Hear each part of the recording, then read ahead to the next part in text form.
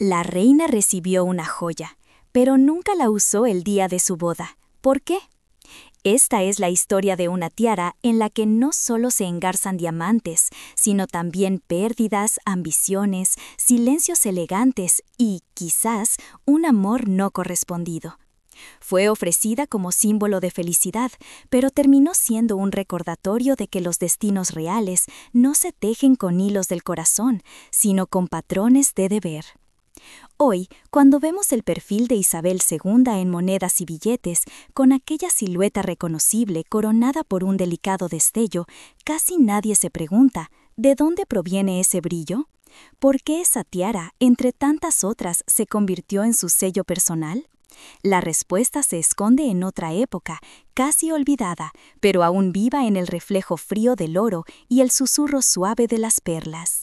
En diciembre de 1891, Londres se encontraba envuelto en una niebla espesa, como si la ciudad misma presintiera algo.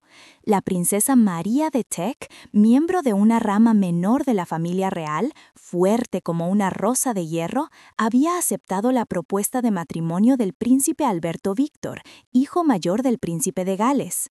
Su unión prometía estabilidad para la corona, paz para la dinastía.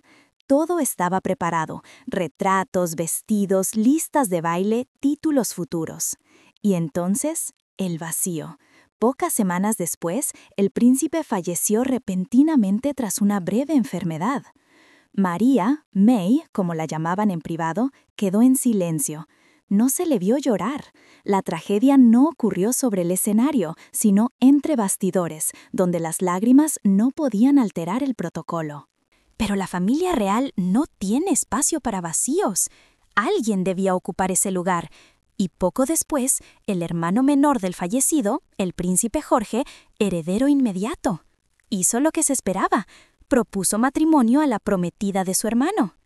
Jorge no lo deseaba. Estaba enamorado de otra, una prima lejana, pero no tuvo elección. Así fue como María aceptó, sin drama, sin palabras de más, como si entendiera que, tras los destellos de las joyas, el destino siempre se cobra su precio. Entonces apareció ella, Lady Eva Greville, de carácter firme, hija del conde de Warwick, mujer de conexiones y visión. En una época en la que los aristócratas británicos vendían sus apellidos a herederas americanas, Eva tenía una idea mejor. Decidió que la futura duquesa de York merecía un regalo de altura. No una joya cualquiera, sino un gesto que uniera tradición, estrategia y símbolo. Así nació el comité de mujeres que se haría famoso como las Damas de Gran Bretaña e Irlanda. Ellas, con susurros en salones privados y cartas escritas a mano, recaudaron fondos entre la alta sociedad. Esperaban una suma modesta, pero el entusiasmo fue tal que obtuvieron 3,000 libras más de lo previsto. La tiara que eligieron era una joya de época, delicada, ligera, diseñada por E. Wolf & Co. para Garrard. Una guirnalda de flores de lis, símbolos heráldicos, en diamantes montados sobre oro y plata. Coronada por 13 perlas orientales, la pieza podía transformarse en collar o incluso en una corona más pequeña gracias a una montura intercambiable. Pero no todo el dinero fue a la joya. Ese mismo año, el país se vio sacudido por una tragedia naval, el hundimiento del HMS Victoria, donde murieron más de 350 marineros. María pidió personalmente que las libras sobrantes se destinaran a un fondo para ayudar a las viudas y huérfanos. Así era ella, sin grandes gestos, pero con decisiones que marcaban. Curiosamente, el día de su boda no usó la tiara. Escogió otra, un regalo de la reina Victoria, su futura abuela política. ¿Un gesto de respeto? ¿Una elección simbólica? Nunca lo sabremos.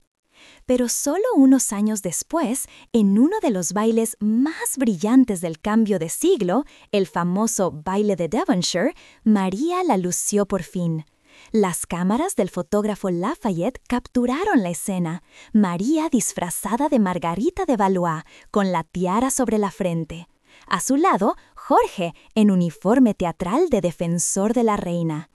Y en esa imagen quedó inmortalizado el comienzo de una nueva era. Una era donde esa tiara no sería solo adorno, sino testigo.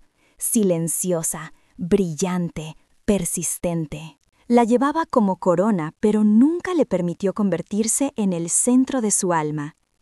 La tiara de las damas de Gran Bretaña e Irlanda entró en la vida de María, ahora duquesa de York, como un símbolo de reconocimiento social, pero desde el principio resonaba en ella otra melodía. No era solo una joya, era una armadura. Ligera, brillante, cuidadosamente diseñada para, sí, pero armadura al fin y al cabo. Cuando en 1901 desapareció una era, la reina Victoria falleció, llevándose consigo la rigidez de un siglo entero, María y Jorge recibieron un nuevo papel, príncipe y princesa de Gales. Para entonces ya eran padres, ya sabían cómo caminar juntos ante el público, ya habían aceptado el peso del futuro. Y la tiara, antaño regalo de compromiso, se convirtió en parte habitual de su imagen pública. En la coronación de Eduardo VII en 1902, el padre de Jorge, rey bonachón pero complicado, María lució esa misma tiara, la de las damas. En la sala, donde las alfombras ahogaban los pasos y el oro del techo capturaba la luz de los candelabros, su joya parecía casi modesta. Pero ahí residía su poder. No deslumbrar, sino atraer. No imponer, sino recordar. La mujer que la llevaba ya comprendía el valor del silencio. María era reservada, casi impenetrable. Decían que sabía entrar en una habitación sin hacer ruido. Y en ese sigilo residía su estilo. No suavidad, sino resistencia, una que no se desmorona bajo presión. Cuando en 1910 murió Eduardo VII, María se convirtió en reina consorte. Su retrato oficial, pintado por George K. Wilmshurst, fue publicado en el Illustrated London News. En él, la tiara con perlas brillaba sobre su frente serena, como si condensara décadas de disciplina. Su mirada, directa pero sin agresividad, pertenecía a alguien que entendía. Una corona no es una joya, es un compromiso. Pero incluso las coronas se cansan de su forma. 4 años después, en 1914, María decidió transformar la tiara. Encargó a los joyeros de Garrard una modificación. Las 13 perlas de la parte superior fueron reemplazadas por brillantes. ¿Por qué? Nunca lo explicó. Tal vez las perlas eran demasiado suaves, demasiado íntimas, y para ser reina, la intimidad estorba. Las perlas, curiosamente, no desaparecieron. Se trasladaron a otra tiara, la que después sería conocida como Lover's Knot. Sí, la misma que lucirían Diana de Gales y más tarde Catalina, princesa de Gales. Nada se perdía, solo se transformaba. También retiró la base decorativa de rombos entre los 2 niveles de diamantes, convirtiéndola en una pieza que podía usarse como bandeo, una cinta elegante sobre la frente. Otro gesto de adaptabilidad, no solo de la joya, de la monarquía misma. Nadie le preguntó por qué hizo esos cambios, pero probablemente lo sabía. Todo lo estático está destinado al olvido. Una reina, como su tiara, debía saber mutar, moverse, seguir siendo reconocible, sin ser la misma. Y entonces, poco a poco, la tiara empezó a desaparecer de la escena pública. María la usaba cada vez menos. ¿Era aún su favorita? ¿O ya preparaba la siguiente transición? No en la moda, sino en la historia. Pasaron los años, la música de los salones se convirtió en eco, la monarquía cambió de acento. Las joyas dejaron de ser ornamentos y pasaron a ser declaraciones silenciosas. Hasta que, décadas después, la reina María abrió nuevamente el estuche. Y lo que sacó de él no fue solo un adorno, fue una herencia emocional, un mensaje envuelto en luz, y una tiara que estaba a punto de comenzar una segunda vida. Abrió el estuche de terciopelo, con cuidado, como si el aire que contenía pudiera romperse. Dentro, la tiara. No solo una joya, sino un recipiente de memoria. En cada engaste, una voz de otro siglo. En cada diamante, un reflejo de miradas que ya no observan. La reina María, viuda y ya figura silenciosa del pasado, sabía que su tiempo se desvanecía. Pero algunas cosas no deben desaparecer con él, algunas deben permanecer. Era 1947. Londres olía a ceniza y esperanza. Las paredes aún recordaban los bombardeos, los anaqueles del supermercado aún mostraban escasez, y la gente caminaba más con voluntad que con energía. La monarquía británica también se reconstruía, de imperio a símbolo, de fuerza a figura. Y en medio de ese momento delicado, María toma una decisión. Entregaría la tiara a su nieta, a la joven mujer que ya tenía el porte de una reina, aunque aún no hubiera sido coronada, la princesa Isabel. El regalo fue hecho con motivo de su boda con el teniente Felipe de Grecia y Dinamarca, una boda de amor, inusual para los estándares reales. Ella, la heredera del trono, él, un extranjero sin fortuna, pero con carácter. Un vínculo no impuesto, sino elegido, algo casi subversivo en la lógica de palacio. La tiara, nacida de una donación colectiva, creada para simbolizar estabilidad y esperanza, pasaba de manos, y con ella una historia de pérdidas, silencios y transformaciones. Isabel la aceptó con emoción. La llamaba simplemente la tiara de la abuela, no con solemnidad, sino con afecto, porque no era solo una pieza de la realeza, era un puente entre generaciones, un lazo que unía a mujeres que entendían lo que significa llevar una corona más allá de la cabeza, en los hombros, en el pecho, en la espalda. Pero entonces ocurrió algo. El día de su boda, el 20 de noviembre de 1947, en plena agitación de última hora, algo se quebró. Literalmente. Una de las monturas de la tiara se rompió. Se abrió, como si se negara a asistir al evento. Llamaron de inmediato a los joyeros de Garrard, quienes fueron escoltados en secreto hasta los aposentos reales. Tenían una misión: reparar una joya histórica en tiempo récord, bajo una presión que no podía medirse en minutos. Lo lograron, pero no a tiempo. Isabel eligió otra tiara para casarse. ¿Un gesto de destino? ¿Una señal? ¿Una forma de decir que lo antiguo debía esperar su turno en la nueva era? Nunca lo sabremos. Pero cuando el vestido de novia fue guardado, los fuegos artificiales cesaron y los titulares se apagaron, la tiara empezó su segunda vida. Isabel la usó oficialmente por primera vez durante su visita a París en 1948. A partir de entonces, se convirtió en su compañera constante. No era la más exuberante, pero era la más ella. Esa misma tiara la acompañó en actos públicos, cenas de estado, retratos oficiales. Fue inmortalizada en billetes, monedas, sellos. Se convirtió en su perfil universal. Donde fuera que estuviera el rostro de la reina, allí brillaba la guirnalda de flores de lis, como si dijera: aquí está, es ella. Y también la tiara estuvo presente en los momentos difíciles. En febrero de 1952, tras la muerte de su padre, el rey Jorge VI, Isabel se convirtió en reina. Pero no apareció públicamente hasta junio, en Edimburgo. Y en ese primer acto como soberana, eligió esa tiara. Quizás como símbolo, quizás como escudo, quizás como una forma de decir: sigo el camino, pero sigo siendo yo. A partir de entonces, la tiara dejó de ser una joya y se transformó en una firma visual. Aparecía en cada gira internacional, en cada acto diplomático, en cada gesto de continuidad. Australia, 1954. Londres, 1955. Marruecos, 1980. Hungría, 1993. A través de décadas, culturas, gobiernos y generaciones, la tiara nunca cambió.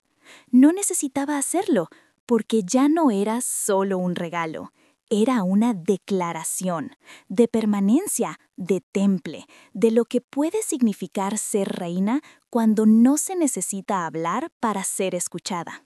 No brillaba más que las demás, pero brillaba siempre que era necesario. En el gran salón del Museo de Historia Natural de Londres, bajo techos tan altos como el tiempo mismo, donde los huesos de ballenas colgaban como vestigios de otra era, ella apareció una vez más. Era febrero del año 2000. Un evento de gala, una noche rodeada de científicos, diplomáticos, fósiles y flashes. Y allí estaba Isabel II, con la tiara de las damas de Gran Bretaña e Irlanda sobre su frente. La joya no era un adorno más, era una declaración silenciosa, una forma de habitar el pasado sin dejar de mirar hacia adelante. La reina no estaba sola. A su lado, la reina Margarita II de Dinamarca, su par y su reflejo.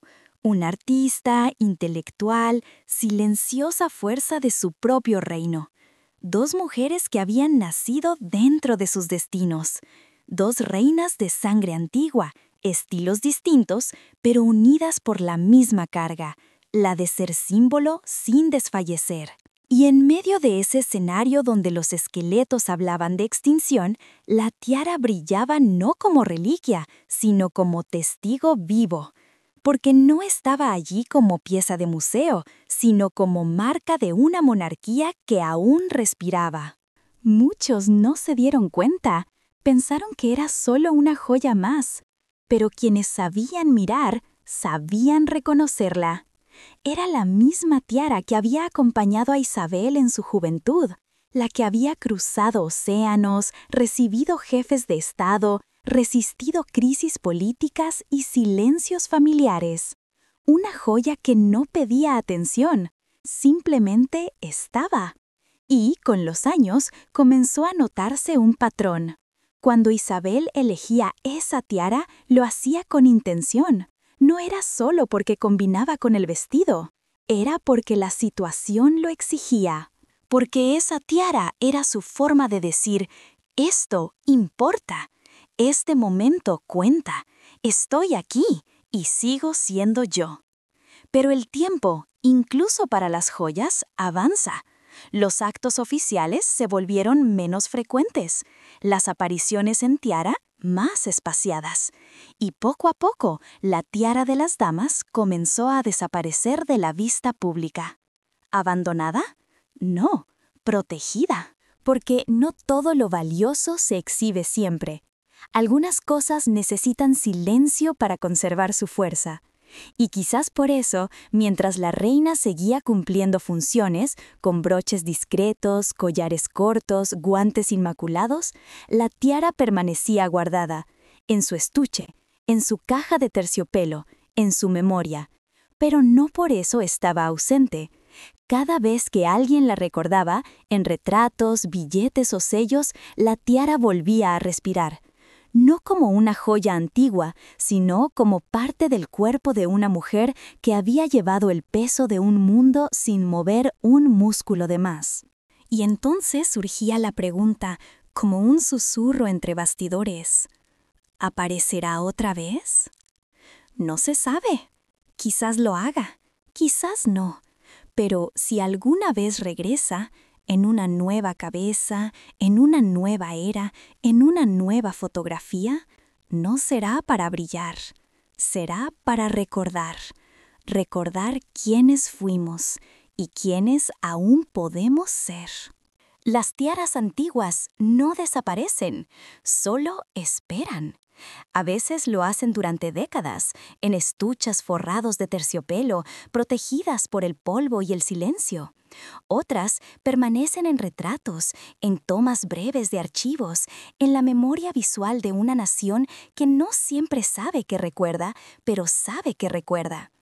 Cuando Isabel II falleció, el Reino Unido no solo despidió a una reina, despidió una presencia, una constante emocional que había sobrevivido a guerras, crisis, cambios de siglo y de valores.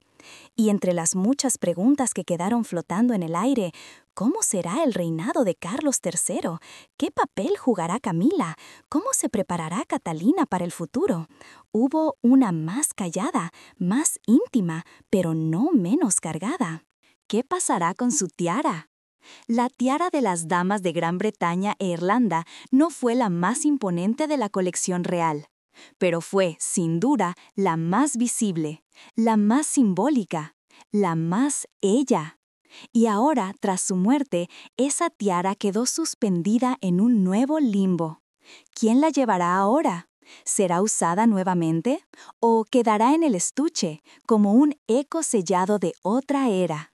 Camila, reina consorte, probablemente nunca la use. Ella tiene su propio estilo, más discreto, más orgánico. Sus joyas dicen otra cosa, sus gestos también. No es heredera de esa tiara, ni simbólicamente ni emocionalmente. Entonces las miradas se dirigen a Catalina, princesa de Gales. Ella, que ha aprendido con elegancia el arte de hablar sin decir, de sostener una mirada sin exhibirse, de vestir un título sin que pese. Ella, que ya ha llevado otras tiaras, entre ellas la que antes fue de Diana, la de los nudos de amor, la que hace suspirar a fotógrafos y editores de revistas. Pero la tiara de las damas es otra cosa. No está ligada a la tragedia ni al romanticismo. Está tejida con la resistencia de mujeres que no eligieron su destino, pero lo abrazaron con la frente alta. Si Catalina llega a llevarla algún día, no será un gesto de moda ni una decisión estilística. Será un acto de legado, una línea trazada desde María hasta Isabel, pasando por la historia viva de la monarquía. Porque esa tiara no fue creada por la corona, fue creada por otras mujeres. No por capricho, sino por solidaridad. No por protocolo, sino por voluntad. Es quizás el objeto más democrático en una institución construida sobre la sangre y la herencia. Una joya que dijo, te vemos y te elegimos. Si Catalina la elige, será para enviar el mismo mensaje, al mundo, al pueblo, a la historia. Estoy aquí, continúo lo que otras empezaron, no por derecho, sino por decisión. Y si no lo hace aún, no importa, porque estas cosas no se apresuran. Quizás la tiara aparezca en un retrato oficial, o en un viaje diplomático, o, quién sabe, un día muy lejano, sobre la cabeza de la princesa Charlotte, cuando el mundo ya haya cambiado otra vez. Mientras tanto, la tiara espera, no como reliquia, sino como respuesta pendiente. Y cuando vuelva, porque volverá, no será para adornar, será para afirmar que la historia continúa, que la corona aún respira, y que algunas joyas no son joyas, son símbolos que saben cuándo hablar. Su poder no se mide en quilates. Nunca fue la más costosa, ni la más pesada, ni la más teatral. Y sin embargo, esta tiara se convirtió en el rostro silencioso de la monarquía. Las damas de Gran Bretaña e Irlanda, que hace más de un siglo reunieron fondos para regalar esta joya a una joven prometida, jamás imaginaron que su obsequio viviría tanto, ni que llegaría a aparecer no solo en fotografías de bailes aristocráticos, sino también en billetes, monedas, sellos y retratos oficiales. El perfil de Isabel II con esta tiara es la imagen femenina más reproducida de la historia. Viajó por el mundo no en equipajes diplomáticos, sino en carteras, sobres, cajas fuertes, vitrinas de coleccionistas. La tiara, comprada con un excedente de 3.000 libras en 1893, dio la vuelta al planeta. Y eso no fue casualidad. La elección de esta tiara para representar a la reina en monedas y billetes no fue solo estética, fue simbólica, fue ideológica. No era una tiara imponente ni intimidante, no tenía gemas de colores ni estructura elevada. Era pura línea, pura luz, pura forma. Una guirnalda de flores de lis. Un diseño que no distrae, pero enmarca, que no eclipsa, pero sostiene. Y en ese diseño vivía una inteligencia silenciosa. Isabel II comprendía que la imagen de la monarquía debía construirse con constancia, con repetición, con símbolos que no cambian cuando todo lo demás cambia. Durante décadas, generaciones crecieron viendo esa silueta en monedas, estampillas, documentos oficiales. Era algo más que un retrato, era presencia. No necesitaba palabras ni gestos. Era simplemente ella, con esa tiara. Y así, con el paso de los años, la tiara dejó de ser una joya para convertirse en una especie de firma visual. Cada vez que Isabel la usaba, evocaba esa imagen grabada en millones de objetos y en la mente de millones de personas. Era un gesto de continuidad, de equilibrio, de decir sin decir, todo está bien. Nada ha cambiado, incluso cuando todo cambiaba.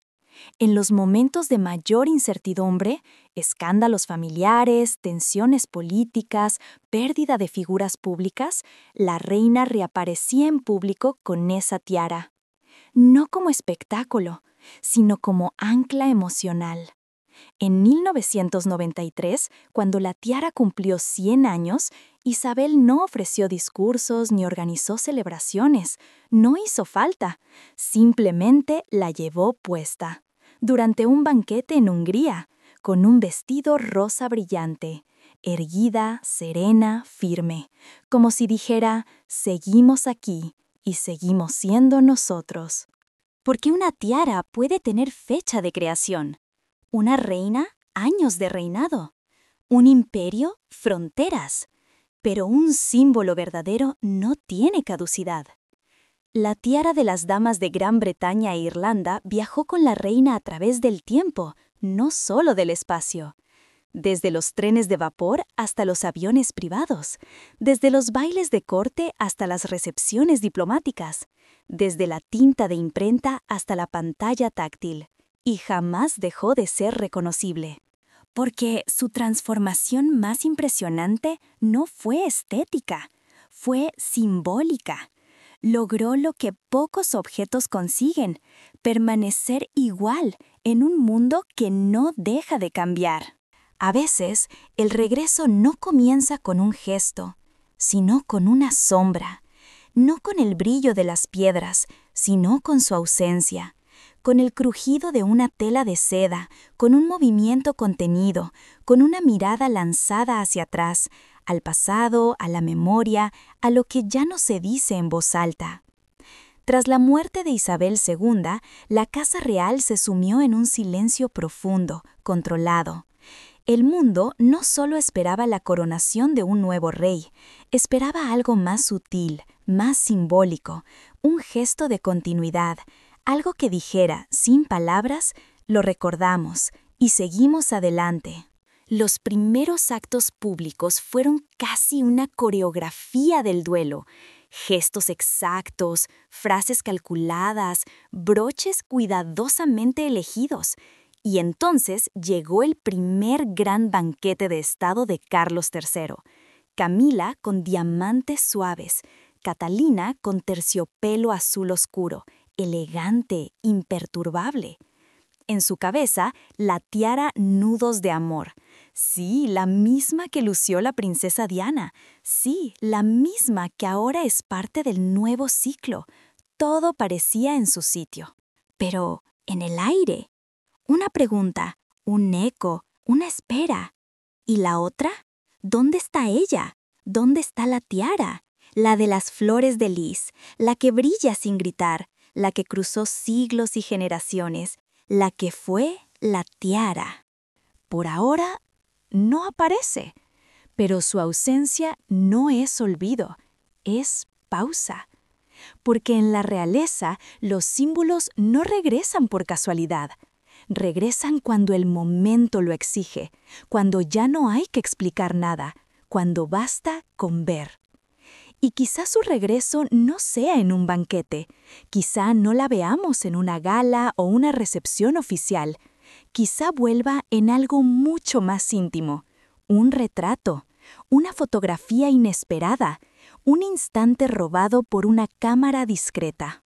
Tal vez no la lleve Catalina, tal vez sea otra, la princesa Charlotte, dentro de 20 años, cuando todo haya vuelto a cambiar, cuando el mundo necesite, una vez más, recordar quién fue su reina y quién puede llegar a ser. Porque esta tiara no pertenece a una sola mujer, pertenece a una línea, a una memoria, a una idea.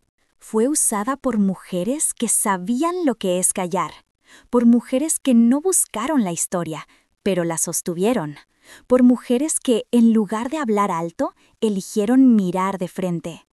Y por eso, cuando esta tiara regrese, porque lo hará, no brillará como lo haría una joya, hablará como lo hace un símbolo. No será un accesorio, será una afirmación, una frase sin voz que dirá, todavía estamos aquí. Y entonces, sin necesidad de explicaciones, el mundo comprenderá, la historia no terminó, solo estaba esperando su próxima línea.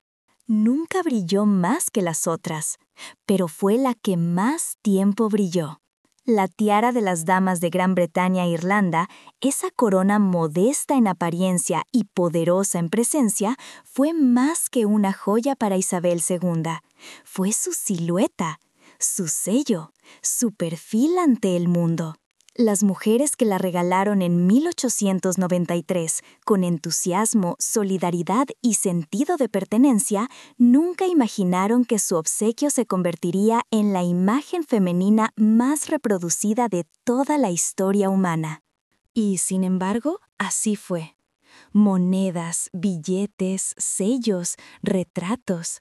En cada rincón del imperio y más allá, la reina Isabel II aparecía no solo con su mirada serena, sino también con esa tiara fina, delicada, casi flotante, como una línea de luz sobre su frente.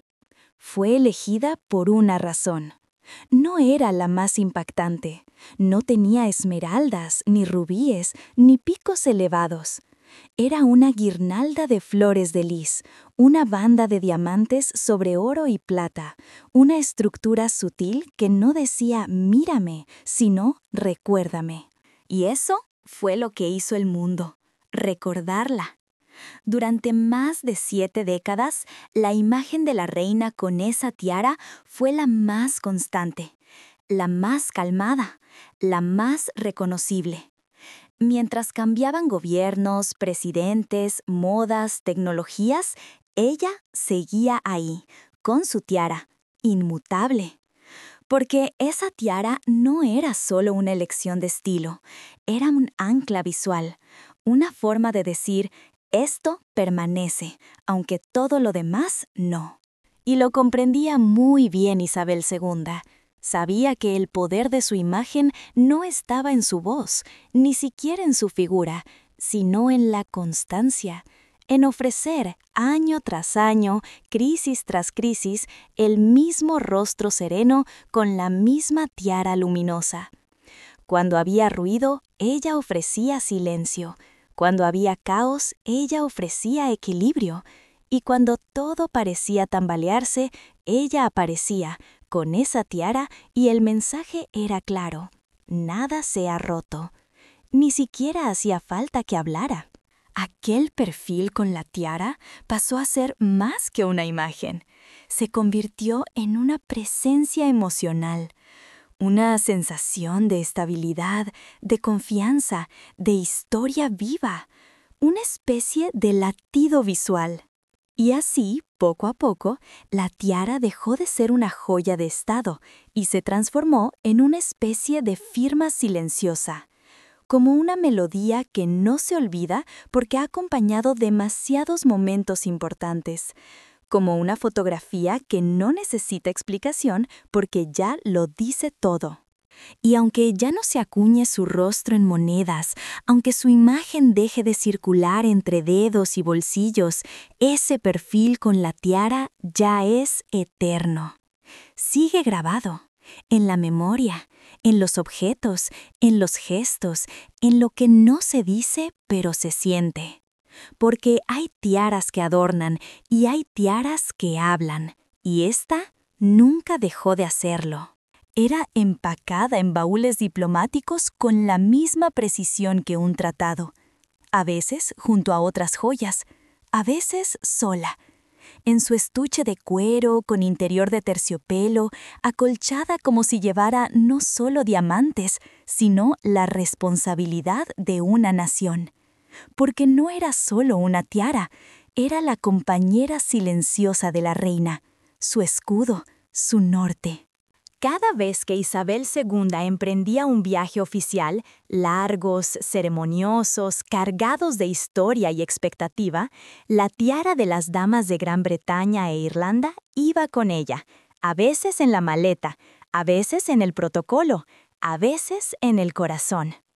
En una época donde los vuelos no duraban horas, sino días, y en la que la reina llevaba consigo un guardarropa para cada ocasión imaginable, esta tiara era la que siempre estaba. ¿Por qué? Porque funcionaba como firma visual, porque al verla el mundo sabía, ella está aquí, ella es la reina. En 1954, Australia, sol, polvo, multitudes. La reina joven, con ojos llenos de atención, con esa tiara como único destello frío entre los paisajes ardientes. Una joya que no necesitaba traducción. 1955, Londres. Premier de Atrapa a un ladrón con Grace Kelly. Luces, glamour, fotógrafos. Y allí entra Isabel, sin competir, sin necesidad de eclipsar, sola en su estilo, con la tiara, impasible, impecable, inconfundible. 1980, Marruecos. Cena de Estado. Brinda por el rey Hassan II. Luce perlas, diamantes y, sí, otra vez, la tiara. Ya no es la joven prometedora, es la mujer que ha atravesado guerras, cambios, escándalos y aún así se mantiene firme. Y la tiara brilla con una dignidad que ya no necesita palabras. Porque cada vez que aparecía, esa joya decía algo que no estaba escrito en ningún discurso, pero que todos entendían, que no estaba en el oro ni en el cristal, sino en el gesto. Con los años, los fotógrafos empezaron a buscarla, y cuando ella la usaba, sabían, ese momento importa. No era una joya de coronación, no era para los grandes espectáculos. Era para las ocasiones que requerían verdad, no dramatismo. Y así, poco a poco, se convirtió en su tiara más íntima. No porque fuese privada, sino porque la había acompañado en los momentos en los que más necesitaba ser reconocida, no celebrada. En 1993, cuando la tiara cumplió 100 años, Isabel hizo lo que hacía siempre. No habló. No ofreció discursos, no organizó homenajes, simplemente la usó. Hungría, banquete de Estado, vestido rosa intenso, luz tenue y la tiara centenaria, silenciosa, perfecta. Porque para una reina que nunca necesitó levantar la voz, la tiara hablaba por ella y lo dijo todo, que estaba presente, que seguía siendo ella y que nada importante había cambiado. La tiara de las damas no viajó solo por el mundo, viajó por el tiempo. Del vapor al jet, del telegrama al correo electrónico, de la tinta a los píxeles, de la corona a la Commonwealth. Y nunca perdió su forma, ni su propósito. Su transformación más profunda no fue estética, fue simbólica, porque logró lo que solo los símbolos verdaderos pueden lograr, permanecer iguales en un mundo que cambia cada segundo. 100 años, para una joya, pueden parecer una eternidad, pero para un símbolo apenas es el primer acto. En 1993, cuando la tiara de las damas de Gran Bretaña e Irlanda cumplió un siglo exacto desde su creación, la reina Isabel II hizo lo que siempre supo hacer mejor. No dijo nada. Y aún así, lo dijo todo. Durante un banquete de Estado en Budapest, bajo las luces cálidas del Palacio Gresham, entre brindis formales y discursos cuidadosamente redactados, ella apareció.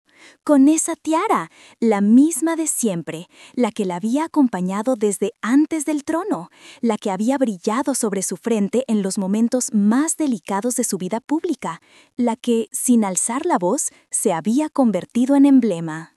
No organizó una ceremonia, no pronunció una frase conmemorativa, simplemente la llevó, con un vestido rosa encendido, con la espalda recta, con esa mirada suya, firme pero nunca fría, como diciendo al mundo, «Aquí estoy, seguimos aquí».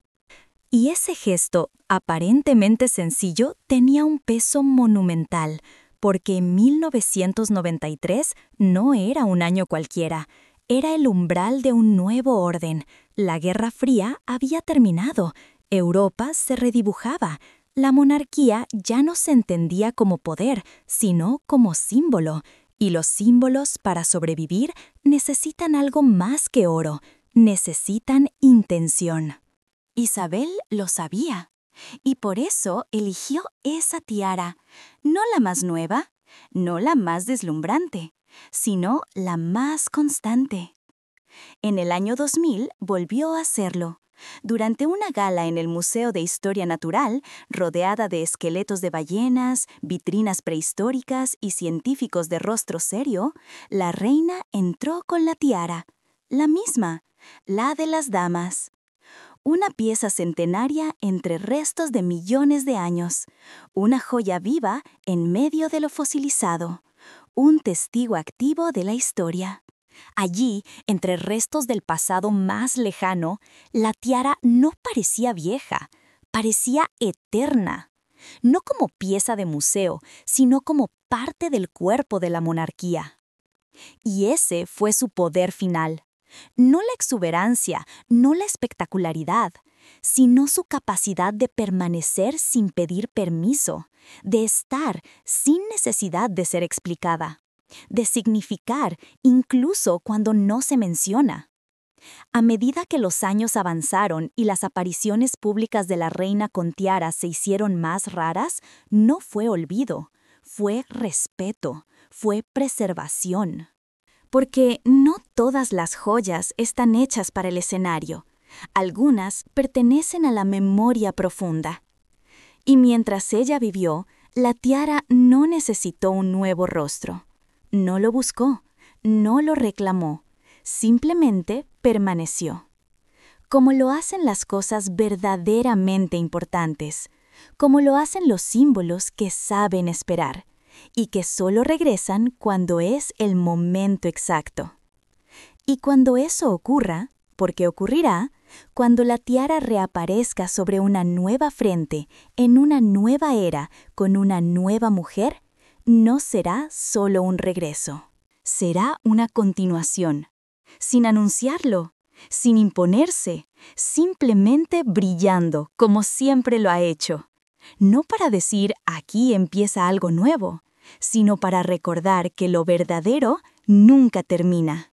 Nunca brilló más que las demás, pero brilló cuando más importaba.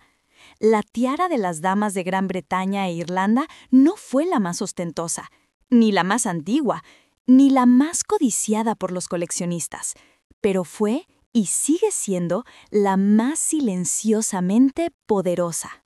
No nació de un capricho real, ni de una dote ancestral.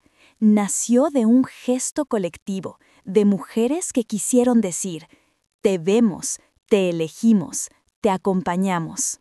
Fue un regalo, sí, pero también una promesa, un símbolo de unión, de apoyo, de esperanza en el futuro a través de una mujer, no por su linaje, sino por su fortaleza.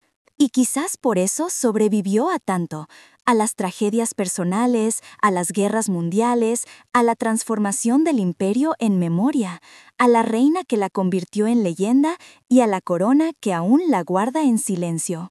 La llevaron mujeres que sabían callar, que conocían el peso de cada paso, que aprendieron que, a veces, el verdadero poder no está en mandar, sino en resistir, en sostener, en permanecer. Cada una, María, Isabel, añadió una capa de significado. No cambiaron su esencia, sino que la hicieron más profunda, más discreta, más real. Hoy, la tiara duerme, quizá en una caja forrada de terciopelo, quizá en un archivo privado, quizá simplemente en la memoria de quienes aún la recuerdan sobre una frente firme, en una fotografía sin fecha, en un retrato colgado en el pasillo del tiempo. Pero no está olvidada, está esperando, porque las verdaderas tiaras no son joyas, son símbolos. Y los símbolos no desaparecen, solo aguardan el momento exacto para volver a hablar.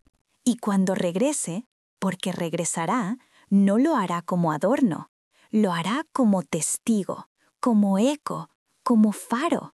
Será el susurro que diga, sin necesidad de palabras, seguimos aquí, seguimos siendo, esto continúa.